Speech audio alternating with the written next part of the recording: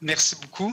Alors, peut-être débuter en vous rappelant brièvement la mission de Force Jeunesse qui se décline principalement en 3 axes. Le premier, défendre les droits et les intérêts de la jeunesse dans l'élaboration de politiques publiques. Le deuxième, de promouvoir la place des jeunes dans les sphères décisionnelles, qui est particulièrement en phase avec notre présence aujourd'hui. Et finalement, de rassembler les jeunes, rassembler la jeunesse en créant des espaces d'échange pour la relève. Alors, il y a 6 ans, on avait travaillé activement à l'adoption du projet de loi numéro 693, qui est venu dédier un siège pour les jeunes de 35 ans et moins sur les conseils d'administration des sociétés d'État. Aujourd'hui, Force Jeunesse est favorable à l'assujettissement de 29 nouvelles sociétés d'État à la loi.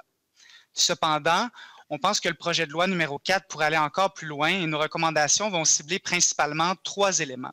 Le premier élément vise à étendre la portée de la loi sur la gouvernance des sociétés d'État à l'ensemble des sociétés d'État. Le deuxième est de réaffirmer l'importance de la prise en compte de la diversité dans le recrutement des membres pour la composition des conseils d'administration. Et finalement, en troisième lieu, de renforcer la gouvernance climatique dans les sociétés d'État. Alors, je vais laisser la parole à ma collègue Eliane pour vous parler de la première recommandation qui vise à assujettir la CNESST aux obligations qui sont prévues à l'article 43 de la loi sur la gouvernance des sociétés d'État. Merci Simon. Donc, comme il a été mentionné, le projet de loi 4 permet d'assujettir 29 sociétés d'État à l'obligation d'avoir un jeune de moins de 35 ans sur les conseils d'administration. Par contre, on constate que ce n'est pas le cas pour la CNESST. Puis si on regarde au niveau du travail, c'est important de noter que les jeunes sont particulièrement à risque d'être dans des emplois précaires, que c'est souvent une population qui connaît un peu moins ses droits et obligations en matière de travail, puis que c'est un groupe qui est plus vulnérable pour tout ce qui va être question de santé et sécurité au travail. C'est pour toutes ces raisons-là que chaque année, la CNESST met en place des mesures à travers son plan d'action qui cible particulièrement cette population. Et donc, pour nous, chez Force Jeunesse, on croit que d'intégrer l'obligation d'avoir un jeune de moins de 35 ans sur le conseil d'administration de la CNESST, ça permettrait de s'assurer que les préoccupations de ce groupe-là sont prises en considération et aussi de s'assurer que les mesures qui vont être mises en place répondent bel et bien aux besoins de cette population-là. Je vais maintenant laisser Simon vous expliquer un peu plus notre position par rapport au siège dédié pour la diversité. Merci beaucoup, Eliane. Alors, je vous ramène à la deuxième recommandation de notre mémoire qui vise à créer un siège dédié aux personnes issues de la diversité sur les conseils d'administration des sociétés d'État. Alors, spécifiquement, je vous renvoie à l'article 43 de la loi sur la gouvernance des sociétés d'État qui se lit comme suit, et je vais vous en faire la citation, que les conseils d'administration soient, pour l'ensemble des sociétés, constitués de membres dont l'identité culturelle reflète les différentes composantes de la société québécoise. Alors ça, c'est l'article actuel de la loi avec lequel, évidemment, on est très en accord. Par contre, on constate que dans la mouture actuelle du projet de loi numéro 4, il n'y a aucun mécanisme qui est prévu pour s'assurer de la représentation des personnes issues de la diversité, comme il le fait, par exemple, pour les femmes et pour les jeunes. Ce qu'on propose donc, c'est d'ajouter un article 3.7 à la suite de l'article 3.5 du projet de loi numéro 4 qui vise la parité et l'article 3.6 du projet de loi qui vise le siège dédié aux jeunes, donc un nouvel article 3.7 qui stipulerait que la composition du conseil d'administration doit tendre vers une représentation adéquate des différentes composantes de la société québécoise avec l'ajout d'une condition qui viendrait préciser que cette obligation-là est atteinte lorsqu'au moins un membre du conseil d'administration s'identifie à l'un des groupes visés par la loi sur l'accès à l'égalité en emploi dans les organismes publics. Et les groupes qui sont visés par cette loi-là sont les minorités ethniques, les minorités visibles, les personnes autochtones, les personnes en situation de handicap et les femmes. Par contre, les femmes font déjà l'objet d'une mesure spécifique dans le projet de loi, donc ce seraient seulement les 4 premiers groupes qui pourraient bénéficier de ce siège-là additionnel. Et là, je vous ramène un peu dans le temps, à l'époque de l'adoption du projet de loi 693, on a eu la réflexion à savoir comment on va augmenter la représentation des jeunes. Et il y avait 2 scénarios sur la table. Le premier scénario, c'était la reddition de compte des sociétés d'État. Donc, les sociétés d'État devaient justifier pourquoi et comment elles allaient atteindre les cibles. Et le deuxième scénario, c'était celui de créer des sièges dédiés. Eh bien, à l'unanimité, l'Assemblée nationale du Québec a choisi l'approche des sièges dédiés pour les jeunes et on voit que ça a fonctionné. Il y a plus de jeunes sur les CA des sociétés d'État maintenant. Alors, on accueille très favorablement le fait que 29 nouvelles sociétés d'État vont être assujetties à cette obligation-là, mais on souhaiterait pousser ça encore plus loin pour les personnes issues de la diversité en dupliquant, si on veut, ce mécanisme-là et s'assurer qu'on ait une plus grande diversité sur les CA en garantissant un siège dédié aux 4 groupes dont je vous ai fait mention précédemment. Évidemment, ce n'est pas tout de créer un siège dédié et parallèlement à cette mesure-là, ça va être très important que le gouvernement offre des formations sur les pratiques de gestion et sur la gouvernance inclusive à l'ensemble des conseils d'administration des sociétés d'État. Je repasse la balle à ma collègue Eliane pour vous parler de notre dernière recommandation, en tout cas sur laquelle on va insister oralement, celle qui porte sur la gouvernance climatique. Merci, Simon. Donc, à l'heure actuelle, l'un des plus grands enjeux en matière d'équité intergénérationnelle, c'est très certainement la lutte au changement climatique. Puis, si on veut s'assurer d'atteindre les objectifs que le Québec s'est doté en matière de réduction des gaz à effet de serre, il faut impliquer l'ensemble des organisations, dont les sociétés d'État. Pour nous, le projet de loi 4 constitue une opportunité pour venir mettre en place un mécanisme en termes de gouvernance pour la gestion des changements climatiques en intégrant une obligation d'avoir un comité environnemental ou de développement durable. Ce comité-là, c'est des comités qui sont déjà utilisés dans les entreprises privées. On en voit de plus en plus. Puis, ça permet de s'assurer qu'on ait une place pour avoir des réflexions par rapport aux mesures qu'on peut mettre en place pour lutter contre les changements climatiques. Ça permet aussi d'assurer un suivi continu de ce dossier-là en termes de reddition de comptes que peuvent faire les membres du comité à l'ensemble du conseil d'administration. Puis finalement, ça permet également d'avoir un mécanisme d'imputabilité par rapport à l'atteinte des objectifs pour la société d'État. C'est pour toutes ces raisons-là qu'on trouve qu'il serait pertinent d'amender le projet de loi 4 pour intégrer une obligation d'avoir un comité environnemental.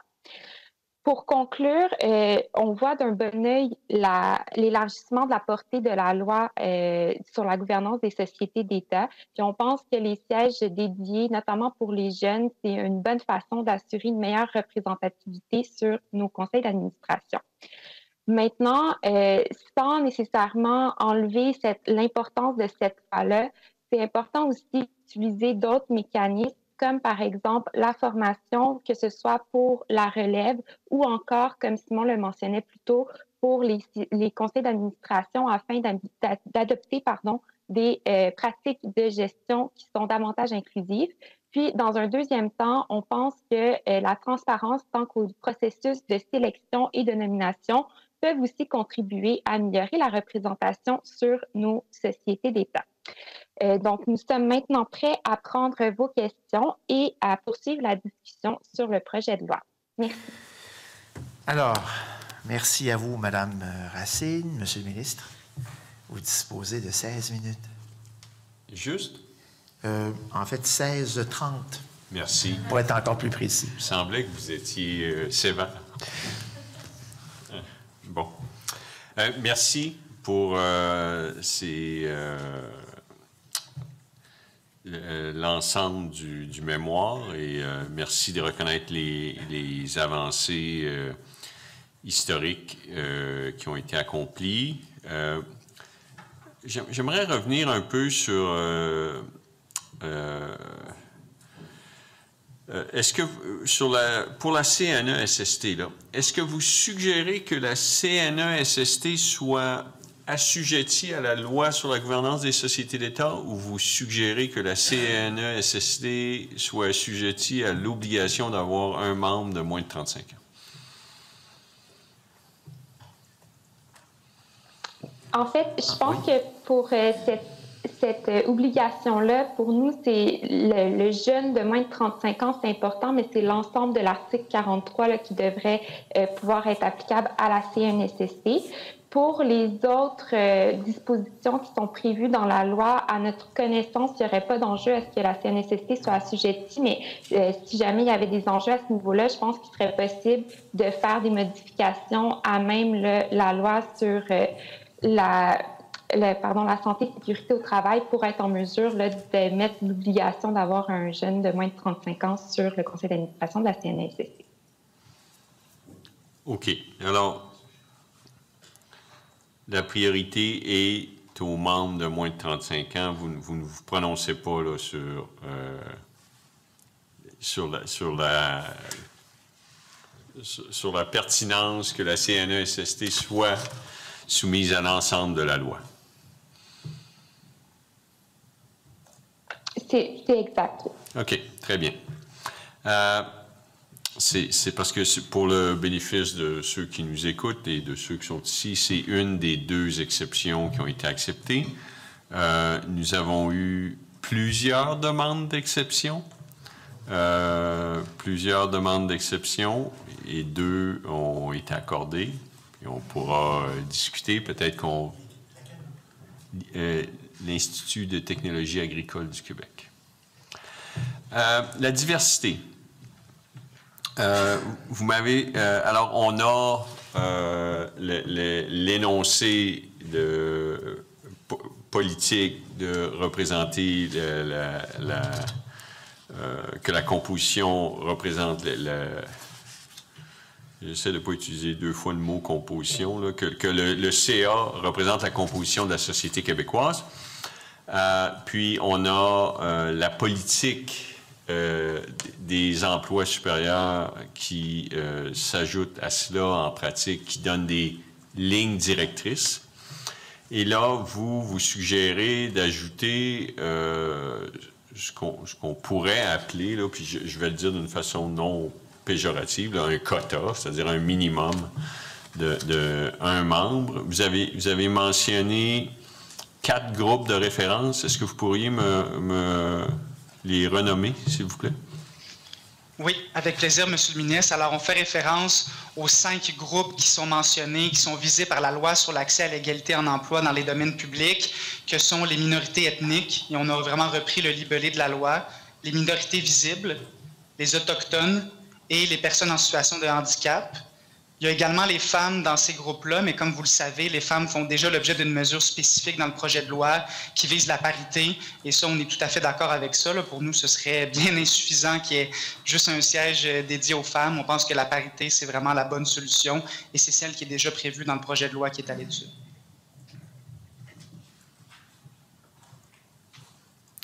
OK. Est-ce qu'on peut suspendre 2 minutes? J'aurais besoin d'une information supplémentaire de Allons donc suspendre. Personnel du ministère. Et nous vous revenons dès que possible.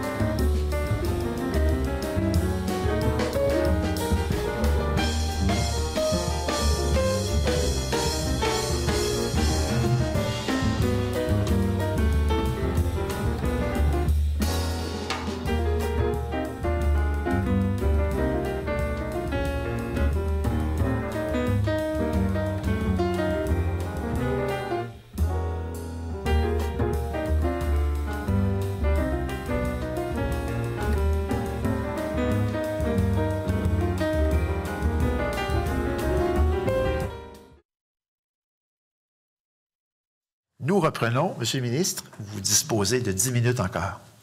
Et bien humblement, je commence avec une correction de ce que j'ai dit il n'y a pas si longtemps. Il y a aussi la Société de la baie James qui serait exclue, monsieur le député de René Lévesque. Alors, nous sommes à 3 exceptions. Alors, je m'excuse pour... j'avais raison à 66 %. Ce qui donne pas un A à l'école, là. OK. Bon, merci. Je reviens à la question. Ce que je voulais vérifier, c'est quels sont nos plus petits conseils d'administration, parce qu'évidemment, la ligne générale, on vise des conseils d'administration de 9 à 15 personnes. Et bien sûr, 1 sur 10, 1 sur 12, ce n'est pas... et je voulais vérifier combien avons-nous de conseils d'administration qui sont beaucoup plus petits que 9. Et effectivement, il y en a quelques-uns, puis ça tourne autour de 6-7 membres. Alors, c'était plus pour information, là, pour quantifier, évidemment, 1 de 10 puis 1 de 6, c'est pas la même proportion. Alors, c'est bien entendu, j'entends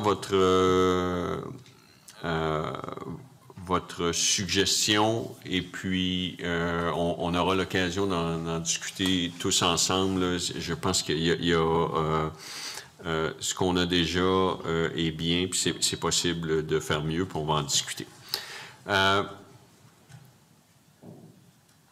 Moi, je m'arrêterai ici. Est-ce qu'il y a des membres de mon équipe qui aimeraient poser des questions de notre équipe du gouvernement? Oui. Monsieur le Président. Monsieur le député de Richelieu. Oui, merci beaucoup, Monsieur le Président. Monsieur Tellez, Madame Racine, merci beaucoup pour votre participation à vos travaux et votre mémoire. C'est apprécié. Au plaisir de pouvoir vous accueillir, espérons-le, très bientôt en présentiel. C'est un mot que je déteste prononcer, mais en présence avec nous dans les salles de commission.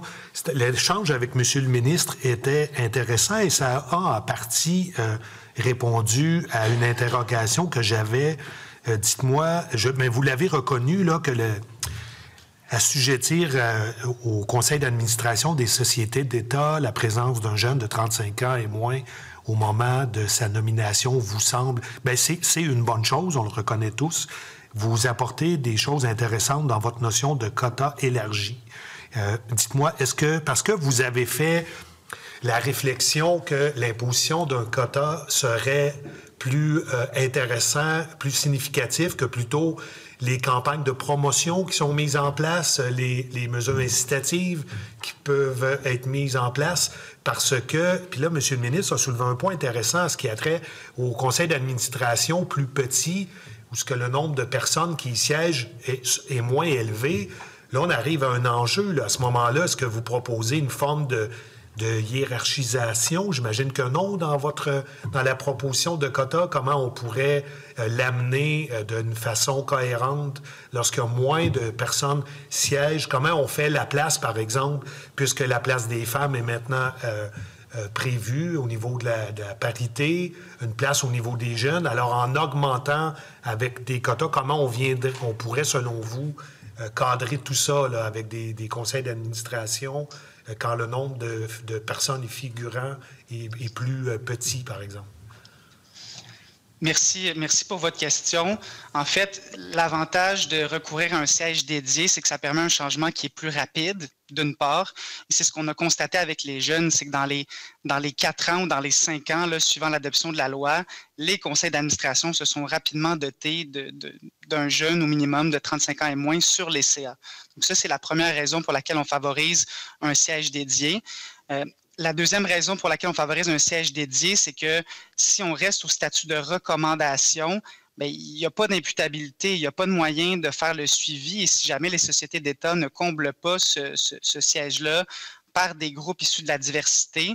On n'a pas vraiment le moyen de le savoir, puis c'est ça, il n'y a pas de mécanisme qui accompagne cette demande-là. Donc, par cohérence avec l'article 43 de la loi sur la gouvernance des sociétés d'État, qui traite vraiment des 3 groupes, pour nous, ce serait incohérent que dans le projet de loi numéro 4, on ait un mécanisme pour la parité, on ait un mécanisme pour les jeunes, mais que la loi soit silencieuse sur comment est-ce qu'on atteint nos cibles en matière de diversité autre. Alors, c'est ça l'essence de notre recommandation. Et si je peux ajouter concernant le commentaire du ministre là, sur les CA qui seraient plus petits, bien, dans l'optique où les CA les plus petits ont 6 membres, 1 sur 6, ça représente 16 %. Et je vais vous donner quelques chiffres de statistiques canadiennes. On a 22,27 % de la population canadienne qui est considérée comme minorité visible ou de personnes qui se déclarent minorité visible, 4,86 % pour les Autochtones, 22,30 % pour les personnes en situation de handicap. Donc, vous voyez qu'on est pas mal en dessous de 16 % et qu'un siège, c'est pas mal le minimum, là. Donc, pour nous, ce ne serait pas choquant du tout et c'est tout à fait réaliste de penser que les sociétés d'État pourraient recruter une personne de la diversité selon les critères qu'on a établis là, dans la loi sur l'accès à l'égalité en emploi. Je vous remercie beaucoup pour votre réponse. Là, je vous confirme qu'à la Commission des finances publiques, qu'on a des réponses claires comme la vôtre, avec des chiffres, des pourcentages, c'est grandement apprécié. Je vous remercie beaucoup. Je passerai la parole à un collègue, M. le Président. Volontiers. Alors, M. le député de Vanier-les-Rivières. M. Thérèse, veuillez attendre, s'il vous plaît. Il y a une... Ça va? Ça va? 1, 2, 1, 2. Donc, vous êtes reconnu pour venir souvent à nos commissions. Merci beaucoup pour la qualité de votre mémoire. Je me demandais, j'aimerais ça entendre vos arguments parce que vous insistez beaucoup sur la notion de quota. Mais est-ce que la question de mesures incitatives ou ce ne serait pas mieux que simplement les nombres dédiés ou les quotas? Est-ce que vous n'auriez pas meilleur, vous atteindriez vos objectifs avec des mesures plus incitatives? Mais en fait, je pense que sur ce dossier-là, l'idée, c'est d'avoir une diversité de mesures qu'on peut mettre en place. Puis c'est pas parce qu'on met en place des sièges dédiés qu'on peut pas utiliser d'autres mécanismes pour augmenter la représentativité. Par exemple, on pourrait mettre en place du recrutement ciblé pour des groupes qu'on considère sous-représentés. On pourrait aussi mettre en place des programmes de mentorat entre des personnes qui siègent déjà sur un conseil d'administration d'une société d'État et des jeunes ou des personnes issues d'un autre groupe là, qui voudraient éventuellement siéger. Donc, il y a plusieurs mécanismes qui peuvent être mis en place pour pouvoir inciter les jeunes et l'ensemble de la diversité là, à se présenter sur un conseil d'administration. Mais c'est certain que ce qu'on constate, c'est que le quota, c'est vraiment une mesure qui permet d'atteindre le plus rapidement possible cet objectif-là. Donc, en terminant, c'est ça, c'est pas de dire que les mesures incitatives ne fonctionnent pas, c'est de dire on met en place un siège dédié, puis en parallèle de ça, il faut mettre en place des mesures pour améliorer là, cette représentativité-là par des mécanismes incitatifs. Si on forçait la note un petit peu, là, est-ce que Force Jeunesse préfère des jeunes, des femmes ou la diversité culturelle? Si j'avais le choix de vous demander une seule mesure, vous feriez quoi? Des jeunes, des femmes? Ce serait impossible de répondre à cette question-là. Évidemment, la diversité, c'est très important. Nous, on travaille avec les objectifs qui sont déjà dans la loi. Donc, dans la loi, on a 3 groupes qui ont été identifiés. La parité femmes-hommes, la diversité sous toutes ses formes et les jeunes. Ce qu'on soulève, ce qu'on se rend compte, c'est qu'il y a une incohérence pour nous parce qu'il n'y a aucun mécanisme qui accompagne le désir de diversifier davantage nos CA au-delà des jeunes et des femmes. Donc, pour nous, ce mécanisme-là est important et on ne devrait pas faire le choix parmi les groupes. L'objectif, c'est d'avoir les CA les plus diversifiés possibles et on pense qu'en ajoutant ce siège-là dédié, on atteint cette cible-là. Si on attend et qu'on a seulement des mesures incitatives, bien, le constat qu'on fait actuellement, c'est que nos CA ne sont pas représentatifs de la population, ni dans le milieu privé, ni sur les sociétés d'État. Et les sociétés d'État, comme représentantes de l'État ou qui nous appartiennent collectivement, devraient montrer l'exemple encore plus que les entreprises privées. Donc, pour nous, ce serait vraiment un précurseur pour les sociétés d'État québécoises d'avoir ce genre d'obligation et on est convaincu que ça aura un impact très, très grand pour améliorer la représentativité, plus que des mesures uniquement suggestives. Merci. Ça va, chers collègues? Merci à vous. Je cède maintenant la parole au député de Robert Baldwin. Très bien. Merci beaucoup, Monsieur le Président. Alors, Monsieur Tellez, Madame Racine, bonjour. Rebonjour. On s'est déjà vu dans d'autres projets de loi. Et en effet, la loi 693, à l'époque, on nous disait aussi que ça serait difficile de faire avancer ce dossier-là, et pourtant, on y est. Et les choses sont quand même bien déroulées. Et je ne pense pas que les sociétés d'État que les CA des sociétés d'État ont perdu de leur crédibilité en ayant un siège dédié aux jeunes. Au contraire, je pense qu'ils ont bénéficié énormément de ça. Donc, OK, on va y aller avec vos 3 recommandations, vos 3 enjeux que vous avez cités. Donc, numéro 1, que cela s'applique, que la loi s'applique donc à l'ensemble des sociétés d'État, et vous ciblez surtout la CNE-SST. Je pense que les 2 autres, bon, un peu plus petites, mais en tout cas, mais la CNE-SST pour vous, c'est très important.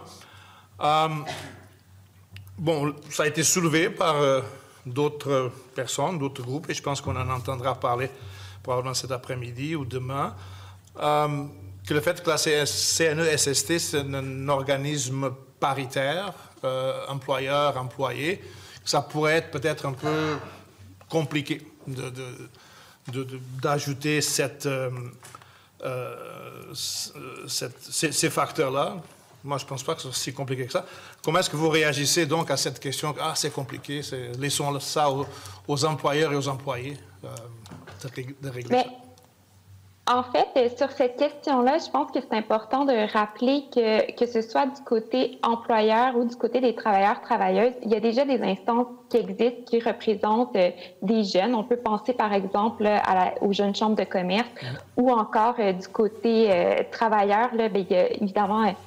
Force Jeunesse représente les droits des travailleurs et travailleuses, mais on pourrait aussi aller du côté des comités jeunes syndicaux des grandes centrales. Fait qu'il y a quand même une capacité de pouvoir représenter les jeunes en conservant cette parité-là là, de employeurs et employés. Très bien, merci. Et vous avez, peut-être en complémentaire, Monsieur le député, vous avez mentionné, est-ce que ce serait difficile? Probablement que ce serait difficile, puis les changements qu'on adopte de cette nature-là profonde dans la gouvernance d'une société sont toujours difficiles. Mais à l'époque, on nous l'a mentionné pour les jeunes, on a réussi, puis on en voit les résultats. Donc, est-ce qu'on aurait du travail à faire? Est-ce qu'il faudrait s'adapter? Certainement. Est-ce que ça va demander une agilité aux sociétés d'État pour s'y conformer? Je pense que oui. Je pense qu'en 2022, de se dire qu'on voudrait au minimum un siège réservé sur notre société d'État pour des personnes issues de la diversité, je pense que c'est ambitieux, je pense que c'est réalisable et surtout qu'on est rendu là. Je suis entièrement d'accord avec vous. Et pour ce qui est de ces questions entre siège dédié, qu'on appelle aussi quota, ou mesures incitatives. On a eu aussi beaucoup de ces discussions-là dans le passé. Et encore aujourd'hui, on voit que pour l'ensemble de la fonction publique, il y a toutes sortes de mesures incitatives pour améliorer la diversité de la fonction publique. Et écoutez, moi le premier, been there, done that, mais on n'a pas beaucoup avancé. Voilà pour ça. Je saute maintenant à la 3e recommandation, au 3e enjeu, pour garder un peu de temps pour la 2e aussi, mais pour la 3e, donc la gouvernance climatique. Si j'ai bien compris, ce que vous suggérez, c'est de créer un comité transition climatique à l'intérieur des conseils d'administration. C'est bien ça? Oui, bien, un peu de la même manière qu'on a déjà un comité, par exemple, ressources humaines, un comité financier ou d'éthique. Donc, ce serait d'avoir un comité là, qui serait responsable de chapeauter la gestion en matière de transition ou de lutte au changement climatique. Certaines personnes vont vous dire, mais c'est déjà prévu dans les comités de gestion de risque. Mais regardez, moi, je ne dis pas que c'est le cas, mais ce serait peut-être intéressant aussi de regarder ça d'un côté d'un comité risque environnemental. Maintenant, est-ce que les obligations, bon, il y aura ce comité, très bien, mais les obligations des sociétés d'État pour atteindre certains objectifs, est-ce que ces obligations-là devraient venir du conseil d'administration ou est-ce qu'elles devraient venir du gouvernement? Est-ce que c'est l'État qui devrait imposer un certain nombre de critères et puis le comité ferait le suivi ou ce serait le comité qui suggérerait l'adoption de certains critères? En fait, je pense que c'est double. Dans un premier temps, on a la loi là, sur le développement durable au Québec qui fait en sorte que la majorité des organismes publics ont à mettre en place des mesures pour l'environnement. Puis après ça, rien n'empêcherait une société d'État qui veut en faire plus d'avoir un mandat de la part de son conseil d'administration là, pour aller plus loin en matière d'atteinte d'objectifs pour du développement durable. Très bien, merci. OK, revenons maintenant. Combien de temps, M. le Président? 5 minutes 18 secondes. OK, donc revenons maintenant à votre deuxième recommandation, votre deuxième enjeu, donc la meilleure représentativité de la diversité. Mettons les choses au clair, que tout le monde comprenne. Vous nous avez rappelé les 5 groupes de la diversité. Vous n'êtes pas en train de nous dire qu'il faut 5 représentants, un de chaque groupe, mais que ce sera un siège dédié pour la diversité qui comporte ces 5 éléments-là. Donc c'est un siège dédié pour ce groupe-là et pas nécessairement 5 sièges différents, c'est ça? En fait, pour préciser, monsieur le député, il s'agit qu'au moins une personne s'identifie à l'un des groupes visés. Donc, dans l'optique où on aurait un jeune qui s'identifierait également à un de ces 5 groupes-là, l'obligation, à notre avis, serait remplie. Donc, ce ne serait pas nécessairement un siège dédié séparément, mais uniquement qu'au moins une personne sur le conseil d'administration s'identifie à l'un des 5 groupes qu'on a mentionnés. En fait, un des 4 groupes, parce qu'il y a déjà un mécanisme particulier pour les femmes afin d'avoir une parité. Oui, regardez, moi, je suis très d'accord avec ça aussi, et je pense que ce ne serait pas tellement compliqué non plus d'ajouter cette précision-là, mais on arrivera à cette étape-là du projet de loi. Des groupes que vous avez mentionnés, écoutez, je ne veux pas faire dire qu'un c'est plus important que l'autre, mais j'aimerais parler d'un groupe qui n'est pas souvent mentionné dans ce genre de discussion, ce sont les handicapés. Je pense qu'au Québec, d'une façon générale, on ne fait pas assez de place pour les personnes handicapées qui veulent et qui peuvent très bien contribuer pleinement à la société. Vous, dans vos réflexions, dans vos rencontres, est-ce que c'est aussi un enjeu qui vous a été soulevé souvent ou enfin, quel est votre avis là-dessus? Certainement, monsieur le député. En fait, les personnes en situation de handicap font partie des 4 groupes qu'on vous a mentionnés et on partage ce constat-là. C'est effectivement un groupe qui représente une proportion quand même importante de la population et qui est particulièrement sous-représenté. Donc, pour nous, c'est important qu'ils soient inclus là, ou que ce groupe de personnes-là soit admissible à ce siège-là. Et on espère que les sociétés d'État y porteraient une attention particulière parce que vous avez bien raison de souligner que c'est un groupe qui est souvent oublié, qu'on ne nomme pas et auquel on ne pense pas adapter nos pratiques.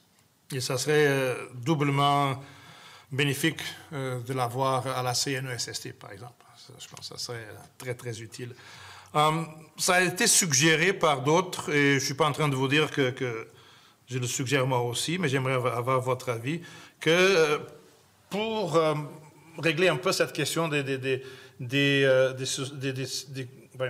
conseils d'administration qui ont moins de membres, donc les petits conseils d'administration, et quand on parle de sièges dédiés, qu'au lieu d'avoir une obligation pour chaque conseil d'administration, qu'on prenne pour le groupe, disons qu'il y aurait, je ne sais pas moi, je dis n'importe quoi, qu'il y aurait une dizaine de petits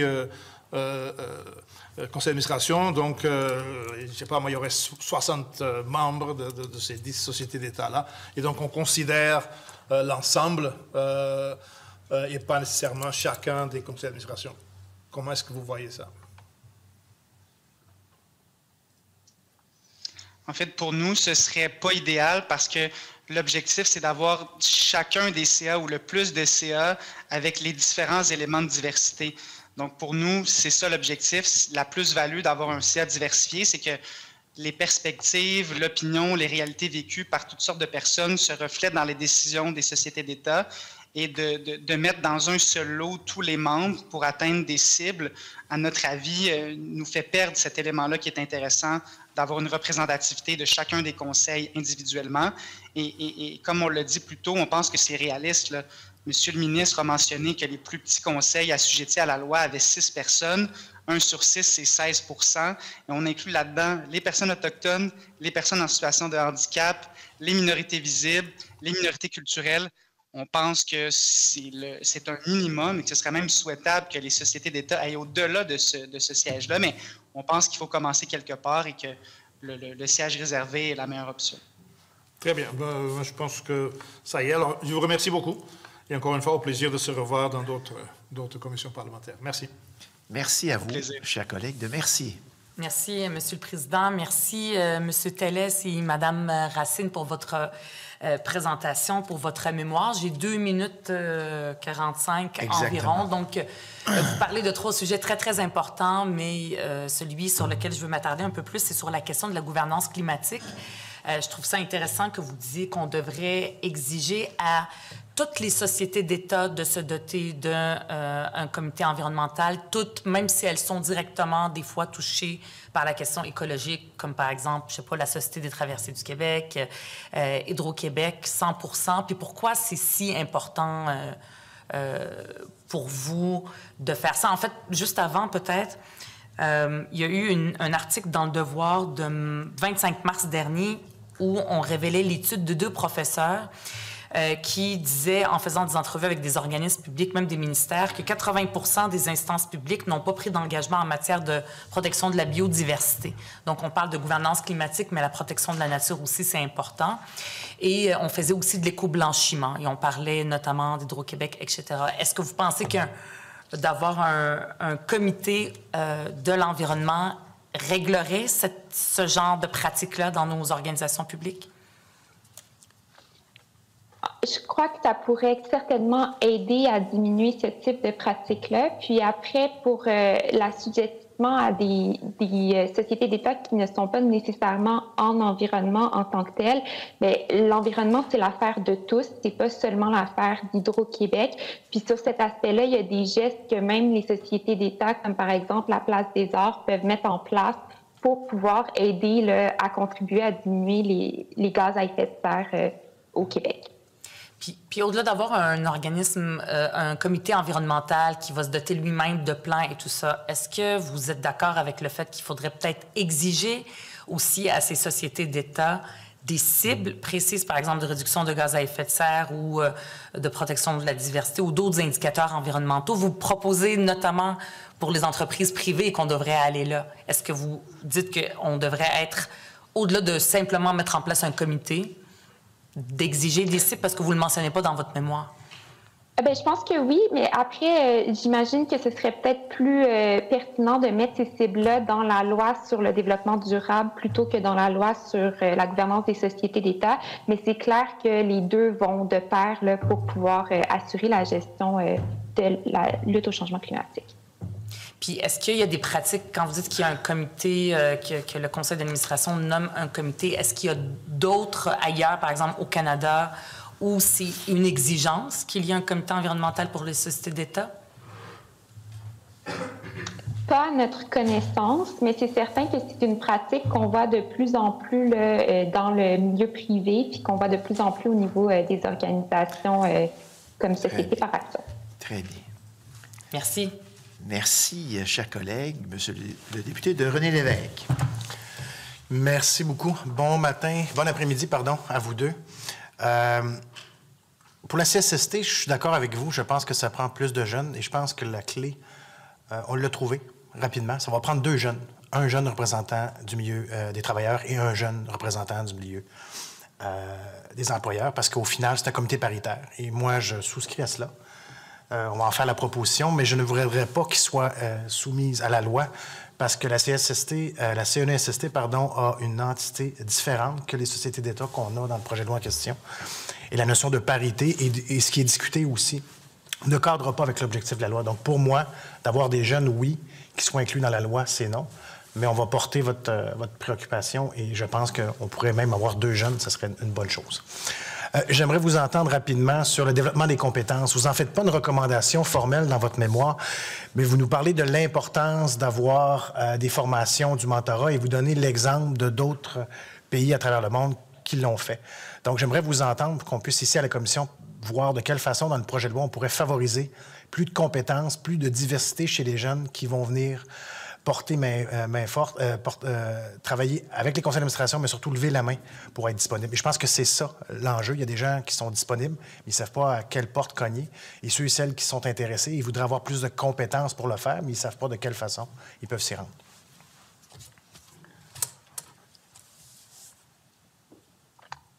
Je suis désolée, mon écran a figé, mais je suis vraiment désolée. Mais donc, pour la formation et le développement des compétences, est-ce que vous voulez que j'attende avant de... Ça va très bien. Prenez votre temps, madame. Ah, OK. Bon. Donc, en matière de développement des compétences, d'abord, l'offre de formation à des jeunes qui pourraient être intéressés à siéger sur des conseils d'administration, c'est déjà une manière où on peut développer les compétences. Ensuite, il ne faut pas oublier qu'il existe déjà un ordre professionnel au Québec là, pour les administrateurs. Donc, ce serait peut-être de voir avec eux comment est-ce qu'il serait possible d'approcher des jeunes qui disposeraient déjà de compétences pour que ceux-ci puissent siéger sur des conseils d'administration. Comme je mentionnais plus tôt, le mentorat peut aussi être une autre alternative à considérer. Puis je pense qu'en termes de développement de compétences, on parle beaucoup de former la relève, mais c'est important aussi de former les gens qui siègent déjà sur des conseils d'administration pour que, une fois que le jeune intègre le conseil d'administration, mais que sa présence ne soit pas simplement symbolique, mais qu'il puisse réellement contribuer là, aux avancées des travaux du conseil d'administration. Et pour compléter peut-être la réponse de ma collègue, on est tout à fait d'accord avec ce que M. le député a mentionné. On s'est demandé comment intégrer ça dans le projet de loi et on n'a pas réussi à trouver une façon de l'attacher au projet. Cela dit, s'il y a une proposition dans le sens de ce qu'on a mentionné qui pouvait s'intégrer à même le projet, c'est certain qu'on serait favorable à cette mesure-là. Merci. Merci à vous, chers collègues. Alors, on avait quand même laissé un peu plus de temps pour compenser le délai là, occupé par le problème technique qu'on a rencontré. Alors, à vous deux, merci beaucoup pour votre présence parmi nous aujourd'hui. Vos propos furent très instructifs. Et sur ce, nous allons suspendre momentanément nos travaux. Au revoir.